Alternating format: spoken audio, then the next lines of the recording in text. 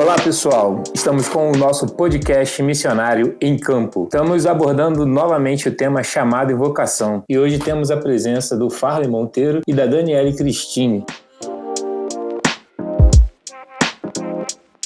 E a gente vai falar sobre chamado e vocação, o que a Bíblia diz sobre isso, né? E se realmente estamos cumprindo essas ordenanças sobre chamado e vocação. Eu gostaria de ler uma passagem em Efésios 4:1. Paulo vai falar o seguinte: Por isso, eu, prisioneiro no Senhor, peço que vocês vivam de maneira digna da vocação a que foram chamados. Vamos lá. Chamado e vocação são termos similares na palavra de Deus. Na palavra de Deus, todos somos chamados à Igreja de Cristo. É vocacionada, convocada a testemunhar de Cristo. A vocação não é um projeto, mas sim um estilo de vida. Isso é uma frase de Ronaldo Lidório. A gente está aqui com a nossa amiga e amada Daniele Cristine, e ela vai contar um pouco pra gente sobre a profissão dela, como a profissão dela tem impactado, né, na vida das pessoas. E então, Dani, eu queria que você falasse um pouco pra gente, um pouquinho da sua história, um pouquinho da sua profissão. Vamos lá.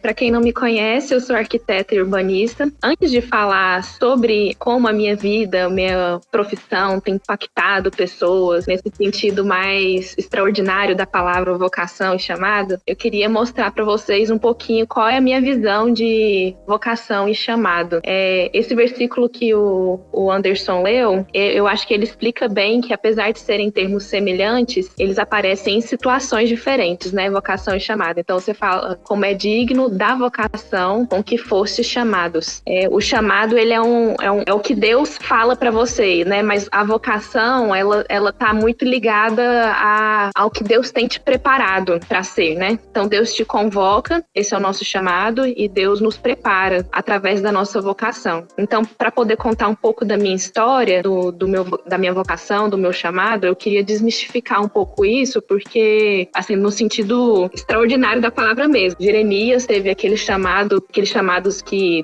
vem uma voz divina do céu e fala o que você tem que falar para as pessoas, que você vai mudar o mundo e etc. Por que eu quero desmistificar isso? Porque no meu processo de chamado, de vocação, Deus, ele me preparou aos poucos para aquilo que ele estava preparando para que eu vivesse. Nisso, ele conseguiu fazer a vontade dele à minha volta, né? Não só na minha vida, mas naqueles que eu estaria impactando. Começando do zero, eu cresci na igreja, participei de Mensageiros do Rei, participei de todas as atividades que tinham para as crianças, depois nos adolescentes foi a mesma coisa. Engraçado que essa minha área artística, para poder virar arquiteta e urbanista, começou dentro da igreja, dentro de plataformas de design mesmo. Foi na igreja que eu comecei a me desenvolver. Eu fiz alguns cartazes na igreja para poder fazer um acampamento. Várias pessoas foram para esses acampamentos e hoje a gente vê muitos frutos desses acampamentos, que começou com uma artezinha de propagação, né? Depois disso, eu fui me interessando mais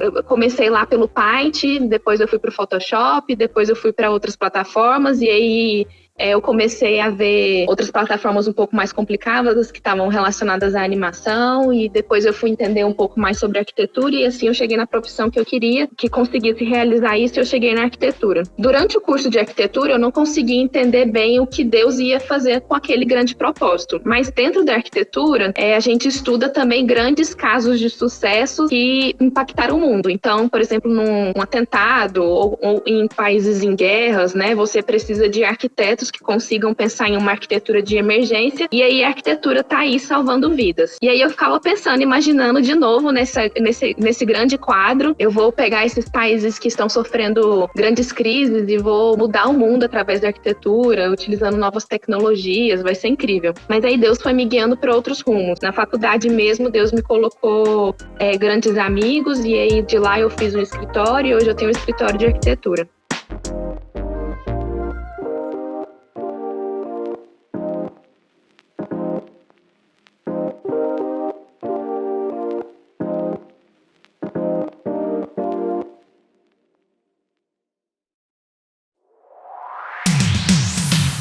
E aí, aquele meu instinto de Deus, como é que você vai querer usar a minha vocação? E aí, vocação no sentido de que Deus me preparou para onde eu estava, né? Para poder atender o meu chamado, que é um chamado seu, um chamado do Senhor. E aí, eu fiz o curso Perspectivas, há 2 anos atrás. E aí, eles me colocaram esse desafio, né? De que a nossa profissão é aquilo que Deus nos preparou, não só como cristão, mas também como cidadão, pode ser utilizado para o reino dele. Então, eu comecei a pesquisar lugares onde eu pudesse aplicar isso de forma concreta. E aí eu encontrei um site que eu podia falar com uma arquiteta, que ela trabalha na África, e ela faz um projeto lá, que é um escritório de arquitetura mesmo, mas o objetivo dela final é preparar africanos para poder trabalharem nessa área, crescer e desenvolver como empresa mesmo lá dentro, né? Eu entrei em contato com ela e, para minha grande frustração, é que eu conversei com ela umas 2, 3 semanas e eu não consegui nada de muito objetivo nessa história. Porque, de novo, eu estava pensando na vocação, no chamado de Deus como algo extraordinário. E aí eu entendi que isso de extraordinário, pela minha vida toda, né?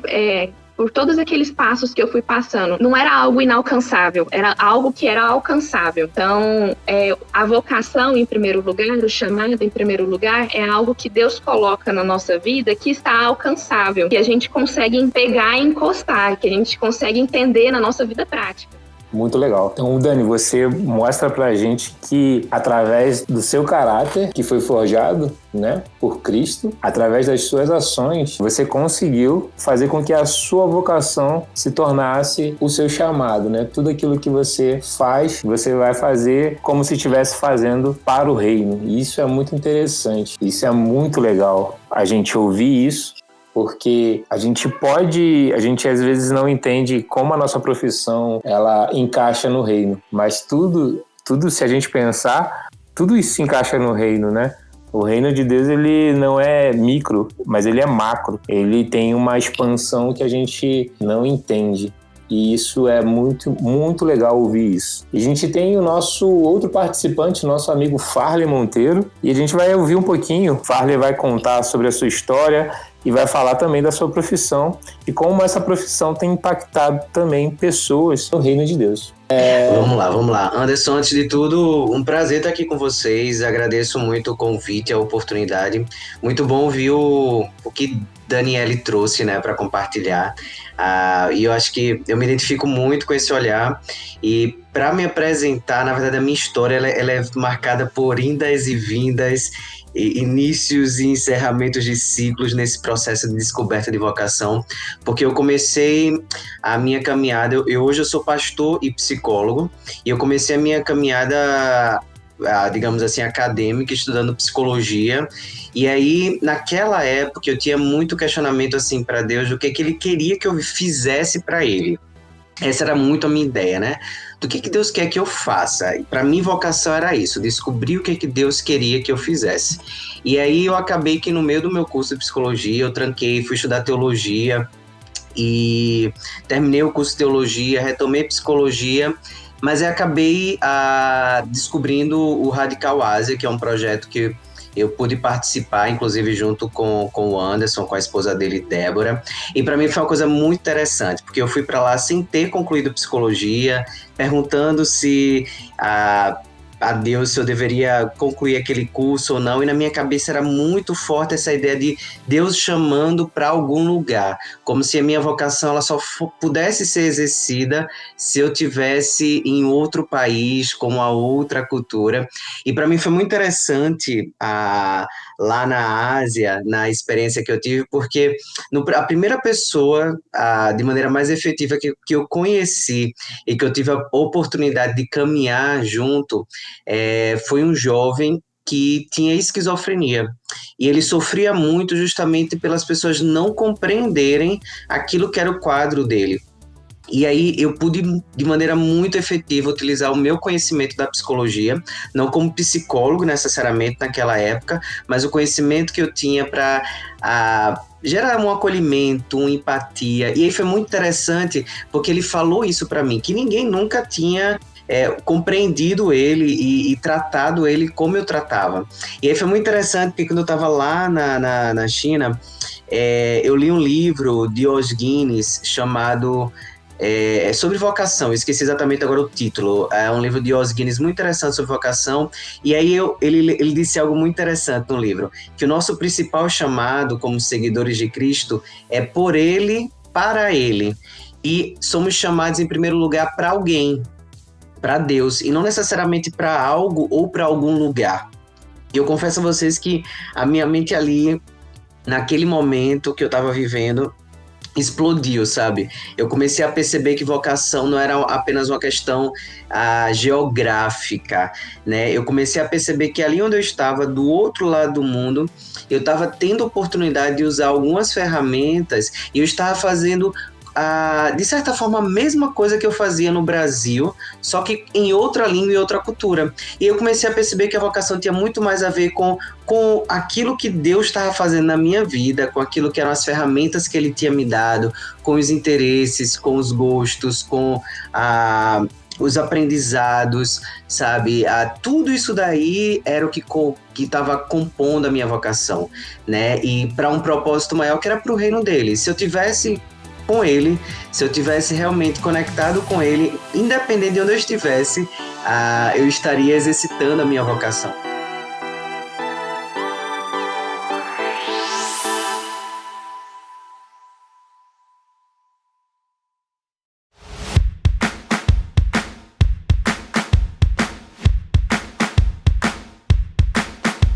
Isso foi fantástico, porque quando eu voltei para o Brasil, eu voltei com a convicção muito grande de concluir a psicologia, né? E hoje eu sou psicólogo e eu percebo o quanto Deus me usa através da profissão. Assim como com essa experiência com esse jovem lá na China, Deus tem me dado a oportunidade de ver o agir dele, sabe?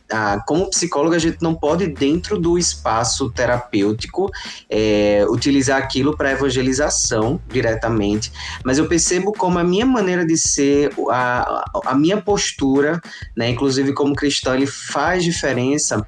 E eu já ouvi, por exemplo, de algumas pessoas chegando para mim, pacientes, e dizendo o quanto sentem verdade naquilo que eu faço, na maneira como eu acolho, e como isso fizeram com que eles permanecessem no processo, e eu pude ver todo um tratamento alta. E quando você vê assim, pessoas até mesmo pensando em suicídio, e depois conseguindo viver a sua vida de maneira saudável. Eu trabalho com casais, e estou vendo casais que chegam lá assim, prestes a se separar e podendo depois disso ter não só o casamento, mas a família restaurada, sabe? E aí eu consigo perceber o quanto Deus me usa hoje para o reino dele, exercendo a minha profissão onde eu estou. E hoje, para mim, é muito claro isso, né? As pessoas ainda me perguntam, você vai para a China? Quando é que você volta para o campo? E para mim, eu sempre respondo, olha, eu hoje entendo que eu sou agente do reino. E o reino, ele não tem fronteiras, ele não tem cultura, ele não tem língua. O reino, ele é muito maior do que tudo isso.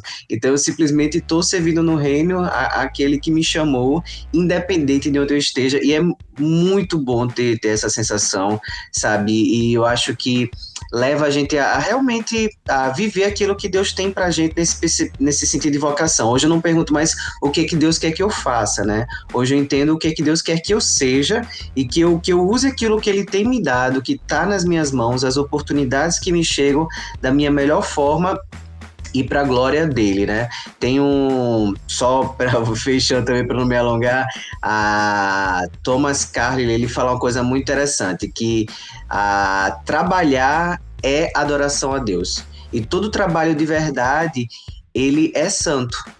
Porque ele fala que no trabalho manual há algo divino, porque lá desde o Éden, quando Adão é criado, é dado a ele a tarefa de trabalhar ali no jardim, aquela questão que a gente chama do mandato cultural, né? Então, quando a gente consegue olhar para o nosso trabalho dessa forma, a gente traz vida para isso, a gente traz Cristo para isso também e glorifica a Deus através disso. Então, dou graças a Deus por poder servi-lo hoje através da minha profissão. É muito interessante ouvir isso, né? Porque, como o Farley falou, o mandato cultural. Como a gente... Todos nós temos as nossas habilidades, né? Todos nós temos e sabemos fazer alguma coisa. E no nosso trabalho, o que a gente tem que descobrir é só como a gente pode fazer isso para honrar, né? Colocar isso à disposição do reino. E é muito interessante ver isso quando nós conseguimos desenvolver isso, né? Conseguir colocar a nossa profissão, aquilo que a gente sabe fazer, as nossas habilidades à disposição do reino. E aí a gente vai vendo que Deus vai fazendo as coisas e não nós, né? Exato. Eu acho que é só isso, Anderson. Só a gente se disponibilizar. Se a gente se disponibiliza, Deus usa. Ele coloca a gente onde Ele quer. Exatamente. E aí, como a Dani falou, né? Não é nada de extraordinário, mas é algo que é impactante não só nas nossas vidas, mas na vida de outras pessoas, né? Porque elas passam a ver em nós o reino de Deus. E aí não vê mais o Farley, não vê mais a Dani, não vê mais o Anderson, não vê mais nada, mas sim consegue enxergar o reino. E isso é de grande valor, né? Porque a gente aqui não está para ser visto pelo mundo, mas deixar com que as pessoas vejam Deus na nossa vida. E quando a gente consegue colocar a nossa profissão nessa disposição de Deus, as pessoas conseguem ver Deus na nossa vida. E aí é maravilhoso, né? É muito gratificante. Parece que dá uma energia a mais para você continuar trabalhando, você continuar seguindo, né? É aquela coisa, a gente vai seguindo a nossa vida, mas colocando tudo aquilo que a gente faz, o nosso caminho, Deus vai colocando as pessoas que Ele quer e a gente vai trabalhando dessa forma e as pessoas vão vendo Deus na nossa caminhada. E é importante que as pessoas vejam isso, né? Perfeito.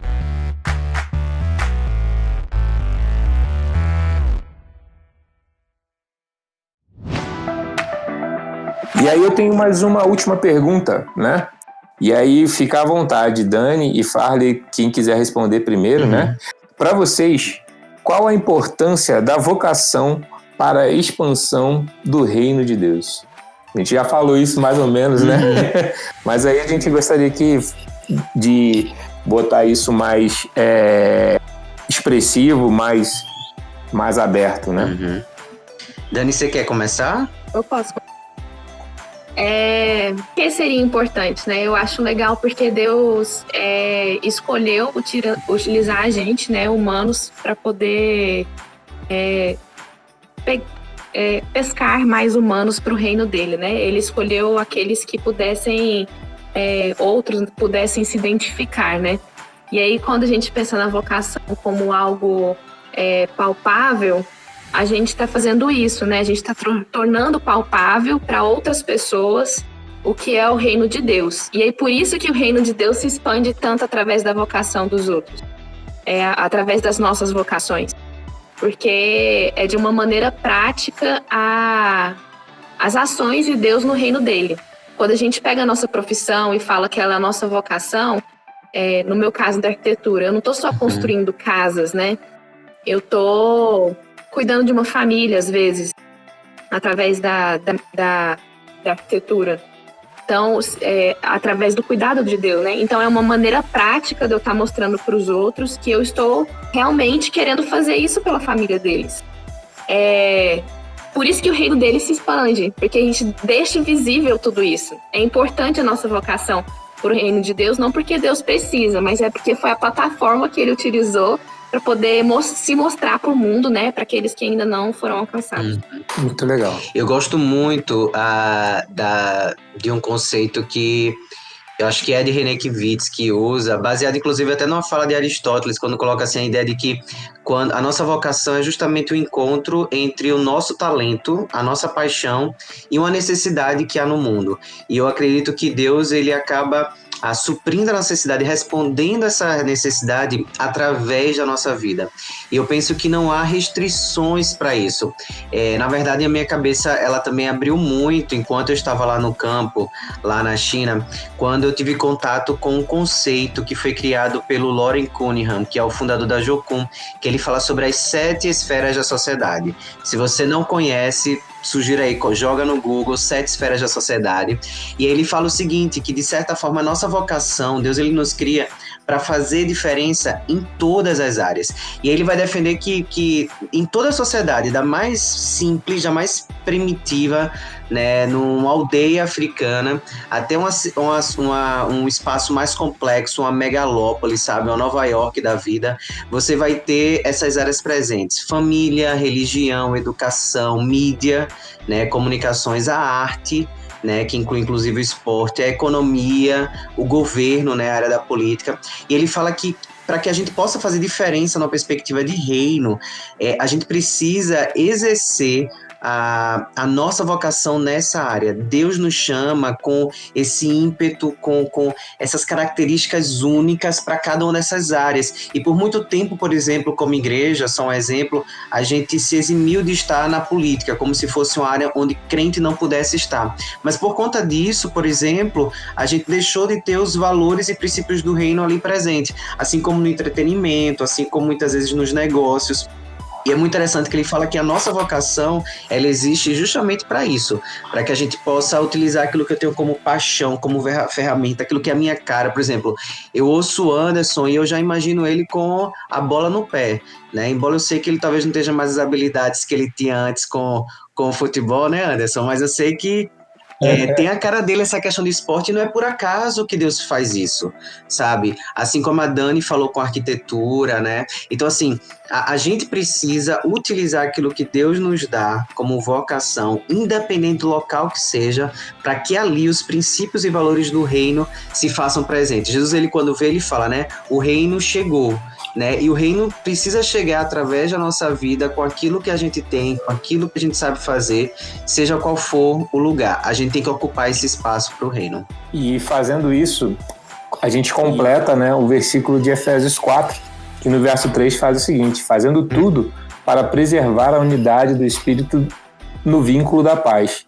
Há somente um corpo e um só Espírito, como também há uma só esperança para a qual vocês foram chamados.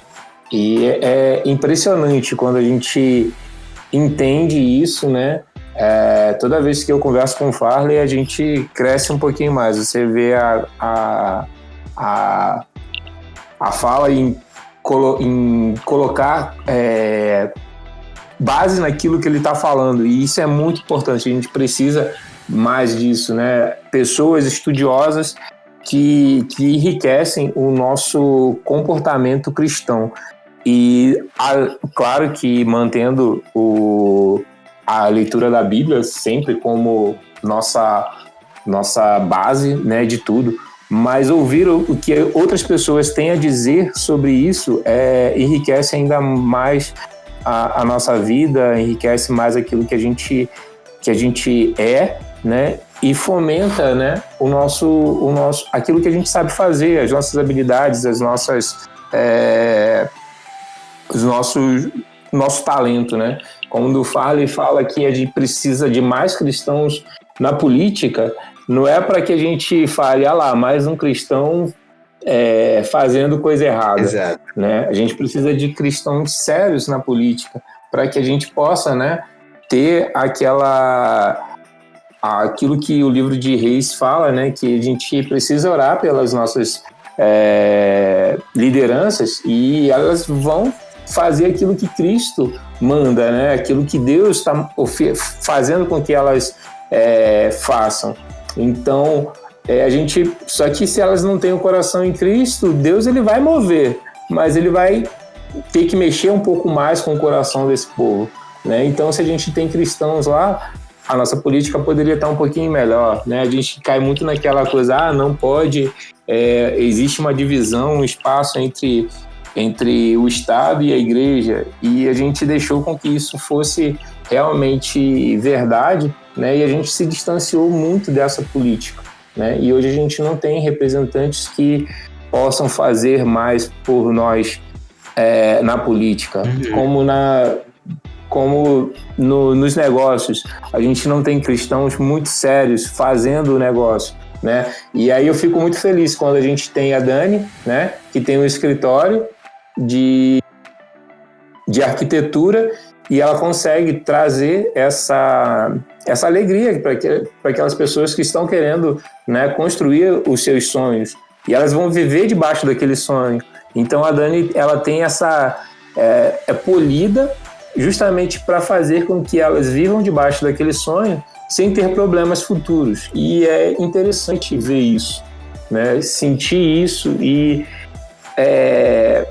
fazer com que isso aconteça, né? E eu fico muito feliz porque temos pessoas que servem a Deus dessa forma e que mais pessoas possam continuar servindo a Deus dessa forma, né? Só queria apresentar mais o Farley. O Farley não falou, mas ele é de Maceió, né? Isso. Terra boa da praia. Isso. Pois é, hoje o céu tava bonito aqui. Pena que a gente não pôde ir pra praia por conta da pandemia, mas o céu hoje tava lindo aqui.